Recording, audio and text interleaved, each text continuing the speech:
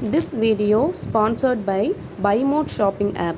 BuyMode e-shopping application is one of the online shopping app now available on Play Store and App Store.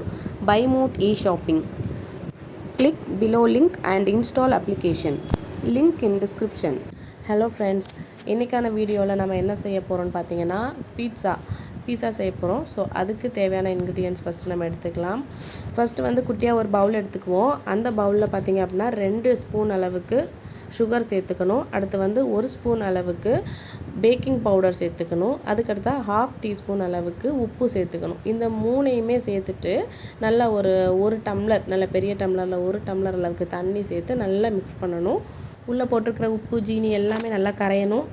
நல்லா கரைஞ்சதுக்கப்புறமா நான் இன்றைக்கி ஒரு 350 gram அளவுக்கு மைதா மாவு எடுத்துருக்கிறேன். ஸோ அந்த மைதா மாவில் பார்த்திங்க அப்படின்னா இப்போ கரைச்சி வச்சிடணும்ல, அந்த தண்ணியை இதுக்குள்ளே ஊற்றி நல்லா பிசையணும்.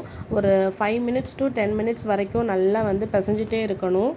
அப்படி நல்லா பிசைகிறப்ப தான் நமக்கு வந்து அந்த பீட்சாவோட பேஸ் வந்து நல்லா சாஃப்டாக கிடைக்கும். ஒரு 2 டேபிள் ஸ்பூன் அளவுக்கு வந்து எண்ணெய் சேர்த்துக்கலாம். இதை வந்து நம்ம ஊற வைக்கணும் அப்படிங்கிற அவசியம் கிடையாது, உடனே நம்ம செஞ்சிடலாம் பேக்கிங் பவுடர் சேர்த்துருக்கிறதுனால. ஸோ நான் வந்து 2 பார்ட்டாக பிரிச்சுக்கிட்டேன். அந்த மாவை ஈக்குவலாக பிரிக்கலை, சின்னது ஒன்று பெருசு ஒன்றுமா பிரிச்சுக்கிட்டேன். இது நம்மளுக்கு எவ்வளோ சைஸுக்கு தேவையோ அந்த மாதிரி நம்ம எடுத்துக்கலாம். ஸோ நான் வந்து ஒரு சின்ன பீட்சாவும் இன்னொன்று பெருசாகவும் நான் செய்ய போகிறேன். ஒரு பிளேட் எடுத்துக்கிட்டு அதில் லைட்டாக மைதா மாவு தூவிட்டு அதுக்கு மேலே நம்ம பிசைஞ்சு வச்சுருந்த மாவை வச்சு இந்த மாதிரி நம்ம ஷேப் பண்ணிக்கணும். அடுத்து ஒரு ஃபோக் எடுத்து சென்டரில் வந்து நல்லா இந்த மாதிரி ஹோல்ஸ் மாதிரி போட்டுக்கணும். அதுக்கு மேலே நம்ம வந்து பீஸா சாஸ் வந்து ஸ்ப்ரெட் பண்ணணும். நான் இன்றைக்கி கடையில் வாங்கின பீஸா சாஸ் தான் எடுத்துருக்கிறேன். ஸோ அதை நல்லா வந்து ஸ்ப்ரெட் பண்ணிவிட்டு அதுக்கு மேலே சீஸ் வந்து துருவி போடணும். ஸோ ஃபஸ்ட்டே சீஸ் எடுத்து துருவி வச்சுக்கணும். இப்போ அந்த துருவி வச்சுருந்த சீஸ் எடுத்து இதில் நல்லா ஸ்ப்ரெட் பண்ணிக்கலாம். சீஸ் நிறையா வேணும் அப்படின்னா நிறையா போட்டுக்கலாம், இல்லை கம்மியாக தான் வேணும் அப்படின்னா கம்மியாக கூட போட்டுக்கலாம். நிறையா போட்டால் நல்லாயிருக்கும், பீட்சா வந்து சாப்பிட்றதுக்கு நல்லாயிருக்கும். ஸோ இதுக்கு மேலே பார்த்திங்க அப்படின்னா ஒரு குடமிளகாய் வாங்கி குட்டி குட்டியாக கட் பண்ணி வச்சுருந்தேன், அதை சேர்த்துட்டேன். அதுக்கடுத்து பார்த்திங்கன்னா வெங்காயம், பெரிய வெங்காயத்தை நம்ம தேவையான அளவுக்கு சைஸ் பண்ணி நறுக்கிட்டு அதையும் நம்ம இதில் சேர்த்தாச்சு. நான் இன்றைக்கி வந்து வீட்டில் பன்னீர் பண்ணி வச்சுருந்தேன். ஸோ அந்த பன்னீரையும் வந்து இதில் சேர்த்துக்கிட்டேன். அது வந்து ஷேப்பாக கட் பண்ணலை, க்ரஷ் பண்ண மாதிரி தான் வச்சுருந்தேன். அதனால் நான் அப்படியே கொஞ்சம் கொஞ்சமாக எடுத்து சேர்த்துக்கிட்டேன். அதுக்கு மேலே மறுபடியும் பார்த்திங்க அப்படின்னா நம்ம சீஸ் துருவி வச்சுருந்த சீஸ் இருக்குது பார்த்திங்களா, அதை மறுபடியும் நம்ம சேர்த்துக்கணும். லாஸ்ட்டாக வந்து அந்த டாப்பிங் சேர்த்துக்கணும். நம்ம பீட்சாவுக்கு போடக்கூடிய டாப்பிங் வந்து லேசாக போட்டுக்கலாம். அவ்வளோதான். இப்போ நம்ம வந்து குக் பண்ணி எடுத்துக்கலாம்.